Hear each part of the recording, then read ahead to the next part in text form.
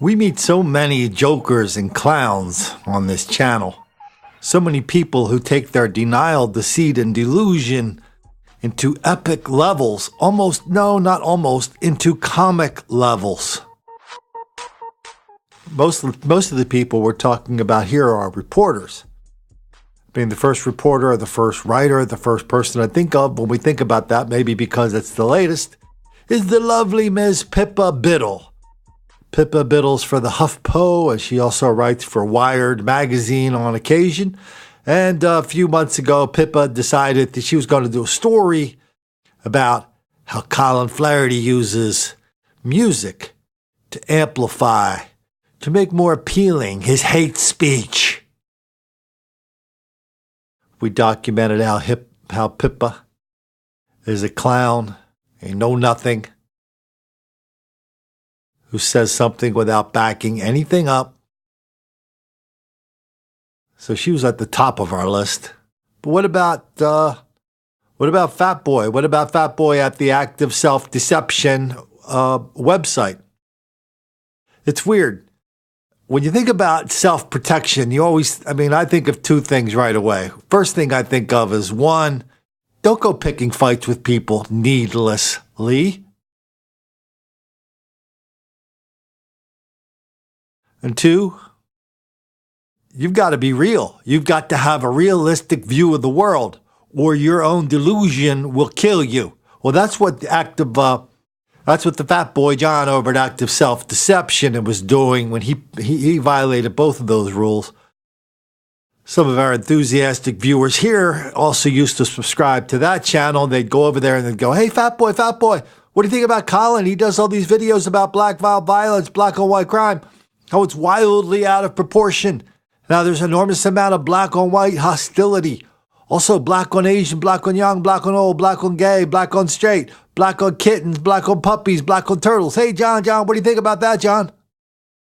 So John started telling people that anybody who liked Colin could not like him because Colin was a very, very, very, very bad person.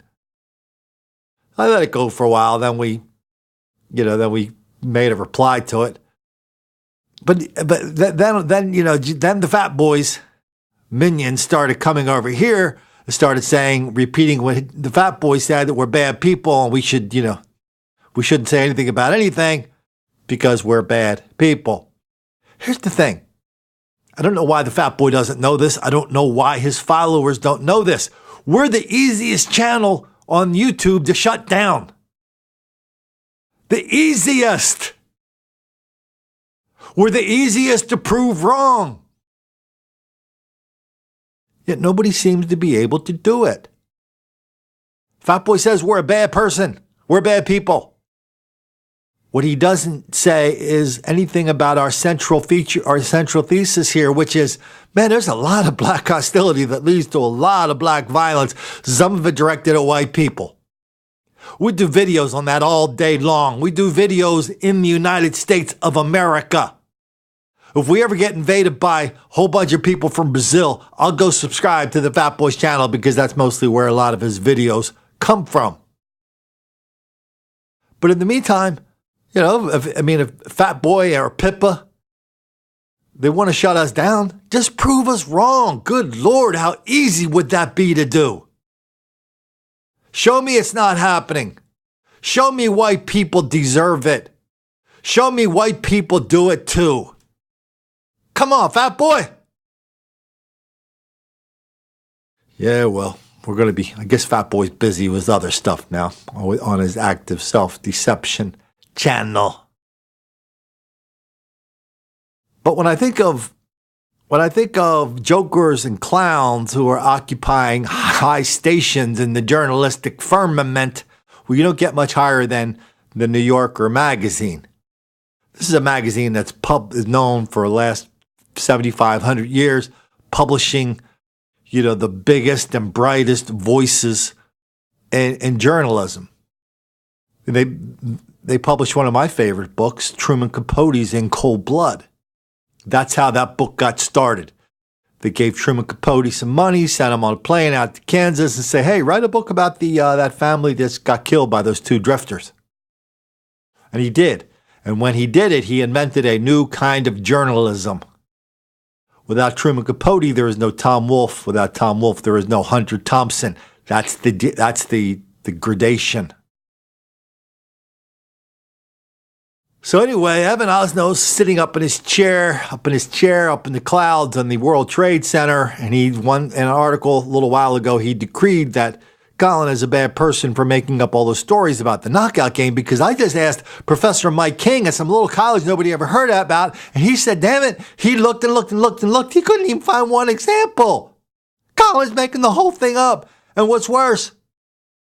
Well, what's really, really bad is Colin had those people from Fox News eating out of the palm of his hand. And guess what? We even think Colin had Donald Trump eating out of the palm of his hand.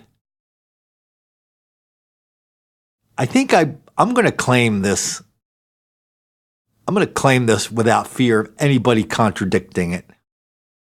I think Evan Osnos set a record for more errors in a short amount of space when he wrote that little segment about me and that big story he wrote about Donald Trump. I think he had like 10 errors in there. Remember, this is a magazine, this was a magazine that kind of invented the construction of, well, it depends, what the meaning of the word is. It's famous for having these really famous authors, labor over these manuscripts, go over again and again. They send them to the New Yorker. They come back with, hundreds and hundreds of little red marks and checks and questions and editing marks. Above all, they had fact checkers. And so now Evan Osnos is sitting there scratching his head going, man, I can't figure out why anybody would say that black people go around attacking white people for no reason whatsoever. It just doesn't happen, Colin. No matter how many videos you make, no matter how many books you write, no matter how many big video compilations of the knockout game you make, we're just not going to believe it.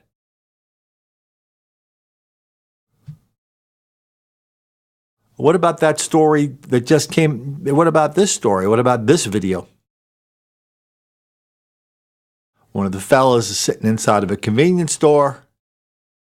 A lovely white girl started walking up to the convenience store. This guy walked out of the door as if he was going to hold the door. And on video, we see him punch her in the face.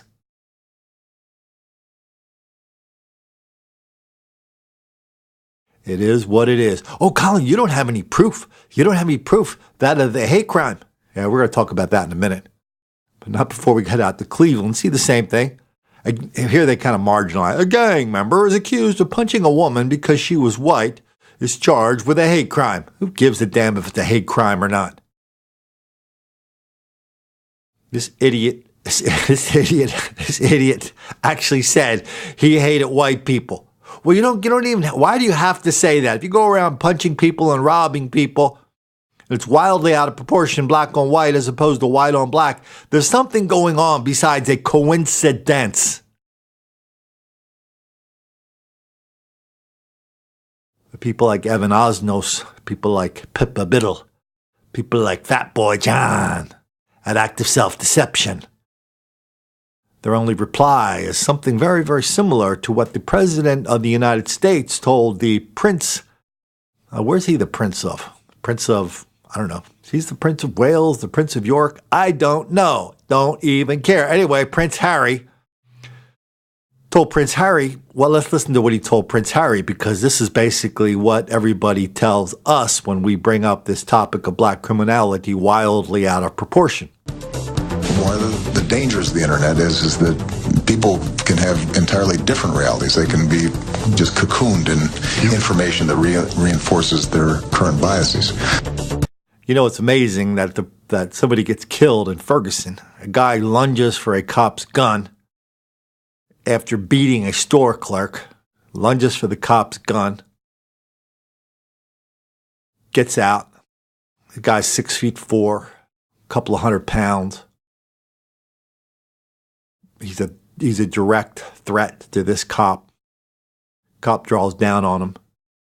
All of a sudden, everybody and kills him when the guy starts charging him, attacking him again. And everybody invented this lie about hands up, don't shoot. Hands up, don't shoot. Hands up, don't shoot. That was a reason for the president of the United States to start talking about all this white racism and the bad relations between white people and black people. How white people, especially cops, are always picking on black people for no reason whatsoever. I mean, look at Ferguson. The president of the United States sent three, count them, three emissaries to that funeral. That doesn't count the people from the Department of Justice, the community activists that went to Ferguson to kind of smooth things out. How come every time one of these teams of community activists from the Department of Justice, a little known group, how come every time one of those guys, some of these guys show up to smooth things out, things always blew up? Ferguson, Milwaukee, Charlotte, those are three examples right there.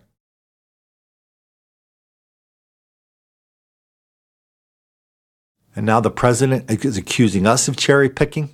He's accusing us of confirmation bias. When every single member of his administration, the only qualification you had to be one of the 12,000 people he hired to run the federal government was you had to believe that black people are relentless victims of relentless white racism all the time, everywhere. That explains everything. And anything else you just had to completely ignore. You had to ignore the enormous disparity. You had to ignore the enormous violence among black people in schools. You had to ignore it on the streets. You had to ignore this enormous level of black criminality that put black people in prison for lots and lots of damn good reasons. Guess the president never saw that Richard Pryor bit where Richard Pryor did a prison movie with Gene Wilder. They went out to Arizona, and Richard Pryor describes how he was down with the cause. He wanted to meet the brothers, tell them how they weren't in there for the right reason. I think the punchline is Richard Pryor met a murderer. He goes, "Man, why'd you kill those people?" The murderer says, "They was home." And Richard Pryor ends the bit by going, "Thank God for prisons." Now we have the former president of the United States reminding us that anybody that looks at this transparently obvious level of black criminality that we see every damn day all over the country, wildly out of proportion. The president reminds us he's trying to gaslight us. Remember that movie, Gaslight? Man, I remember the first time I heard that, I didn't know what it was. Then I went to look it up. Gaslight, it's a movie.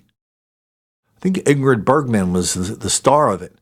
I think she might have been an heiress, and they were trying to make her believe that she was crazy. So she'd go into in her house, maybe a picture would be moved, or this would disappear, or that would reappear. And she would say, "Hey, what's that doing there?" And they'd go, and somebody would say, "Oh, that's been there the whole time." Well, what happened to that picture? What picture? So the president is trying to gaslight us, along with Pippa Biddle, along with Fat Boy John, along with Evan Osnos, trying to make us believe what we just saw in these two stories. It's cherry picking, Colin. It's just your confirmation bias. And that's true of the hundreds and other cases just like that you've documented. We're going to do a story soon about Chicago, where violent crime in the Loop in Chicago has tripled in the last 2 years. Violent crime in Boys Town, the gay neighborhood, that's also skyrocketing. I mean, the rich people that live in the Loop, the rich people that live on the Magnificent Mile, and the gay people who live in Boys Town and Wrigleyville, they are all just targets of black criminality over and over and over. And yet they have a state's attorney, Cook County attorney, who now is main goal. Her main goal now is to make sure black people do not go to prison. So black crime in some neighborhoods of Chicago is at all-time high, but the black prison population, the black jail population is at all-time low. Because everybody knows putting a black person in jail criminalizes them. Catching a black person committing a crime somehow causes them to have committed that crime. I'm not making this up. But the people who do make up these little fairy tales, at least they're not making the black kids angry.